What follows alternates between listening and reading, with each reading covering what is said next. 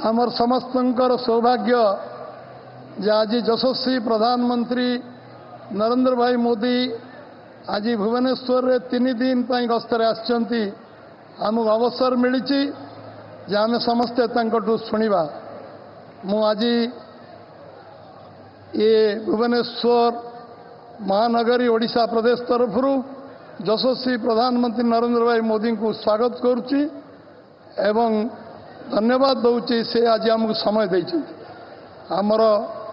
यशस्वी मुख्यमंत्री मोहन माझी आम सांगे अच्छा केंद्र मंत्री धर्मेंद्र भाई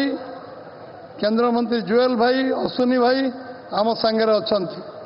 राष्ट्रीय उपसभापति बैजयंत भाई आम सांगे अच्छा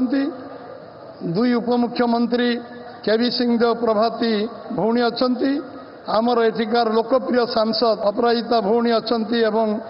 बाबू सिंह स्थानीय विधायक अच्छा जहा कहती से करती 14 मसीह आज पर्यंत ओडिशा जी यशस्वी प्रधानमंत्री जहा कहते ऑयल रिफाइनरी संपूर्ण करने आरंभ करी जहाँ जहाँ ओडिशा रे आज घटी जातीय राजपथर विकास हो ग्रामांचल विकास हो पीवा पानी विकास हो सबू कार्य आज यशस्वी प्रधानमंत्री आम पाखे जी अच्छा जहाँ कहते ओडिशा पार्लियामेंट रे कहते ओडिशार अपेक्षा रखिंट ओडिशा समृद्ध हम ओडिशा देशर एक समृद्ध राज्य रे पहुँचब 1 नंबर राज्य रे पहुँचब ए आशा जो रखिंट मु विश्वास दूची आम समस्ते कठिन परिश्रम करवा एवं निश्चित भाव में यशस्वी प्रधानमंत्री नरेंद्र भाई मोदी जो आग्रह अच्छी इच्छा अच्छी मन रे संकल्प अच्छी ताको पूरा करवा निर्वाचन रे जो जो कथा से कहते प्राय प्राय कथा आम सब करूँ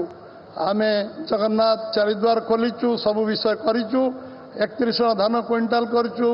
सुभद्रा योजना टंका दबा आरंभ करूँ रत्न भंडार खोलीचु बजेट रे सब प्रोविजन करूँ